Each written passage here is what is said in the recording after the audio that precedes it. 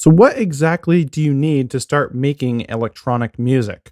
Well, in this video, I'm going to outline the only 3 things you really need to get started making music, and also basically the next 3 steps you want to take to start recording and progressing in your music career.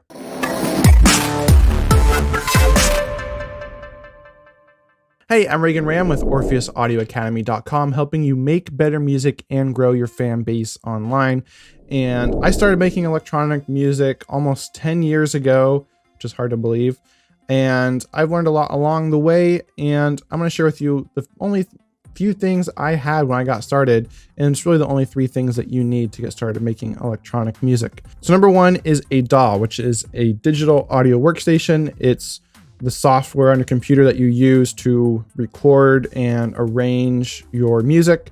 And the good thing is you can get one for free. You can just use GarageBand, or a lot of the other DAWs have free versions that you can get started with if you are on a PC, as GarageBand's only for Mac. So just find something for free. That's what I used when I got started. I used Cubase Elements when I got started, and eventually graduated to using Logic Pro. And I've used a couple other DAWs through the years as well, but I've eventually settled on Logic. But you don't need to pay for a DAW in the beginning, because probably a lot of the tools that comes with those, the full versions of different DAWs are probably going to be over your head initially in the beginning anyway. So it's fine just starting with a free version and learning that before moving on to a pro DAW.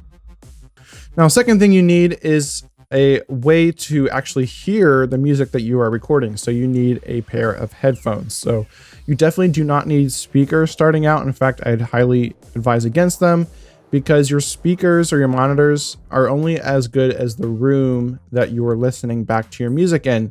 And likely you don't have the budget, if you're just getting started, to build out a really high level acoustically treated room. And so your speakers in a bad room, you're still going to be getting hearing a lot of inaccurate things. You're probably going to have standing waves, which is where actually sound waves kind of cancel each other out. And so you're just not going to be getting an accurate picture of your music if you're listening through speakers in a bad room. So you can get started with just a basic pair of headphones like the Tascam TH02s. And these are just a really great basic pair of headphones that you can use to get started with. And they only cost like $30 on Amazon, and I'll have a link to that below. And so you can get those and get started really quickly. Now, the final thing you need if you're going to be making electronic music is a MIDI keyboard of some kind. And even this is a little bit optional, because I don't know if all the other DAWs have this, but I know Logic has this, and I'm sure GarageBand has it as well. But the ability to just use your computer keyboard to type in notes. And of course, there's a lot of producers out there. deadmau5 comes to mind, who actually just draws in everything. See, that's my life right now, because if I could just play it, I'd play it, but I can't, so I have to draw it. They ask you how you are, you don't just have to say that you're fine when you're not really fine. That's one way to make electronic music, but I highly recommend getting a MIDI controller if you're going to be making electronic music, as that's going to make things a lot easier, even if you can't play an instrument, as I can't actually play an instrument. But it's still a lot easier actually just having the keyboard in front of you and being able to input the notes that you want versus trying to draw them all in. So if you want just a really basic MIDI keyboard, you can get the AKM320, as this is a really great, just smaller MIDI keyboard that you can use to get started. So you got just a little bit more of an octave range to work with when you're writing in melodies or chords or whatever. And that's really all you need to make electronic music, just those 3 things. Now, that changes if you're wanting to add vocals. If you're wanting to add vocals, your own vocals, or you're wanting to record other people to add vocals to your tracks, then you're also going to need an audio interface and a microphone. And so if you're wanting to pick up an audio interface, then I recommend the Focusrite Scarlett Solo. This is a really great beginner audio interface, and also comes with a lot of great bonus features, including free DAWs that you can use, like Ableton and Pro Tools, free versions of those. Again, I'll have a link to that in the description below. And then for a microphone, I highly recommend getting a large diaphragm condenser microphone, as this is going to be able to pick up a lot more detail of your voice or instruments, and it's a lot more sensitive, so it's great for a studio environment. And so a great beginner condenser microphone you can pick up is the MXL770. That's actually the closest to what I'm using right here, as this microphone is an MXL, but it's not actually in production anymore. So, and this has been a really great microphone for me, and I've been using it since pretty much when I got started. That's a really great beginner microphone to pick up as well. Now, what you also might want to do is picking up an iRig Keys IO, as that's a combination MIDI controller, and also it has an audio interface built in. So if you're maybe looking to just start making some tracks with no vocals, but you're planning on adding vocals in the future, then instead of picking up the Scarlett interface, I would say just get the iRig Keys interface, as this will kind of set you up so that you can always add in vocals later, but it also gives you more keys. It's a little bit more of an advanced MIDI controller. So instead of getting the separate MIDI controller, separate interface, you can get them with just one tool. And that's a really great tool as well. So maybe consider picking that up instead if you're planning on adding vocals in the future. So if step one to starting making electronic music is having the necessary gear, what is step two? Well, you might hear a lot of people out there say, well, you have to learn music theory.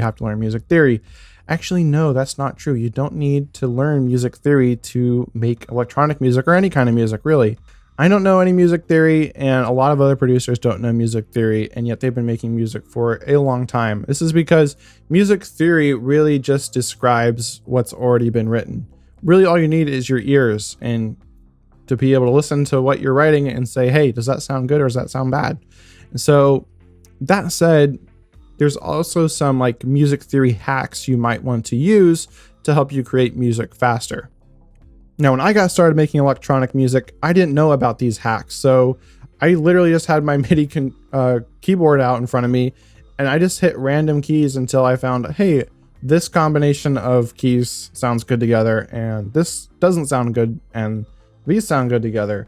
And that's kind of how I started to learn scales. I still don't really know scales, but that is a really painful way to learn. So instead, here are some music theory hacks to help you get started. So number one is you can use autochords.com. This is a really great free tool that will give you different chord combinations you can use. So you can see, okay, here are all the notes or all the chords in a particular key. And that kind of helps you know what to work with when you're going to write music.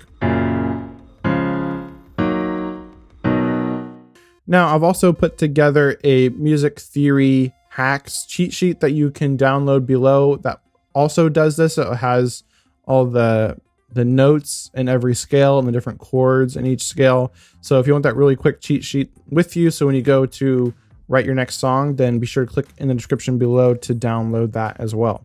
Now, another cool thing you can do is in your DAW, you can have up your pitch corrector tool or your transposer tool or something, and have that select the key that you're working in and just turn that off so it's not affecting whatever track you have it on. And then that will show you all the notes in that scale so that you can see what you're working with when you're going to write music. And you don't have to wonder, hey, what notes can I play when I'm writing in my melody or my chords or whatever you're working on. And that's it. That's really all the music theory you need to know to get started making music. All right, and so that moves us on to the third step to getting started writing electronic music, and that is stealing. Freeze! I'm hungry. What are you doing? I'm bored. I don't have all. After all, as Picasso once said, good artists imitate, great artists steal. Okay, obviously, don't go out there and plagiarize other people. But that said, there are a lot of elements in music that are not copyrighted, right? So chords, drum progressions, different sounds, right? They can't be copyrighted. So, or song structure, song arrangements. So start studying music that you like and what structure are they using? How many instruments are there in each section? How do they transition from one section to another? What chords do they use? What chord progressions are they using? And just start breaking down songs that you like, and you're going to learn a lot faster that way by trying to imitate than trying to just try and create a song from scratch. So those are kind of my tips for getting started with making electronic music. So number one, get the necessary gear, and all you really need is a DAW, a MIDI keyboard, and some headphones. If that's all you're working with, is just making electronic tracks starting out. Then just learn some basic music theory hacks. so that you don't get tripped up in trying to figure out, what notes to play. Now, if you already know music theory, obviously you can skip this step because you already know all this stuff. And then finally, just start imitating songs that you like and enjoy, and you'll start learning a lot faster that way. All right, and so then once you start producing tracks, the next step is mixing and learning how to actually make your song creations commercial qualities. So if you want help with knowing the sequence to go through when mixing so that you can finish more songs faster, then be sure to grab my rapid song finishing checklist in the description below, and this will walk you through step by step the process that you need to go through in order to mix and master your track to know that it is finished and ready to be released. All right, if you found this video helpful, feel free to drop a like and subscribe if you don't want to miss out on any new videos I release on this channel. Otherwise, have an awesome day, and let me know in the comments below, are you going to start making electronic music? And if so, when will you make your first song? All right, have a great day, and I'll see you in a future video.